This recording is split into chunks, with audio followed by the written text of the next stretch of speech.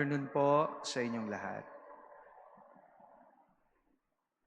Hearing and reflecting on our readings today, particularly the Gospel, our Lord Jesus is giving us two important lessons.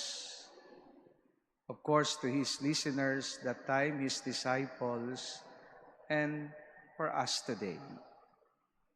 In the first part of the Gospel text, one has something to do with sin avoiding, and the other forgiving. Looking closely, I see this as two imperatives.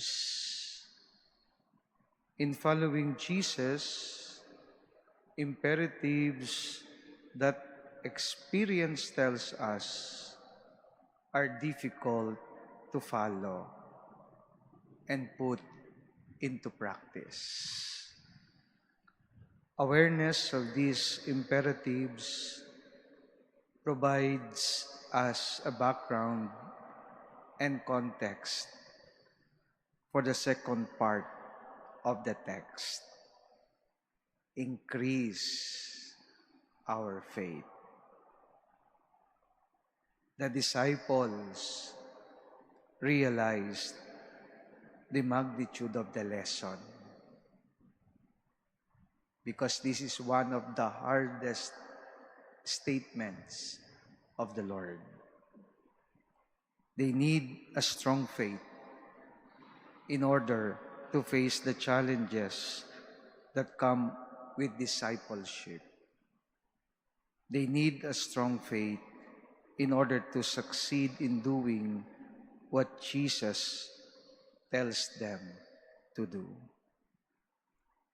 My dear brothers and sisters, it is one of my convictions that when faced with temptations or when burdened with a hardened heart that cannot forgive, one needs to turn to God in prayer. An act of forgiveness does not need the use of calculator, because forgiveness is not a question of numbers. We must forgive as God has forgiven each one, always. At ito ang mahirap gawin sa totoo lamang po. Kaya when we heard our Lord, if your brother sins, rebuke him. And if he repents, forgive him. And if he wrongs you 7 times one day and returns to you 7 times saying, I am sorry, you should forgive him. My dear brothers and sisters, we need to turn to God when this experience situation haunt us. Turning to God in prayer is both a realization and experience and recognition. A realization that as a human, I am weak, and a recognition that with God, I become strong. Turning to God, therefore, is nothing less than praying.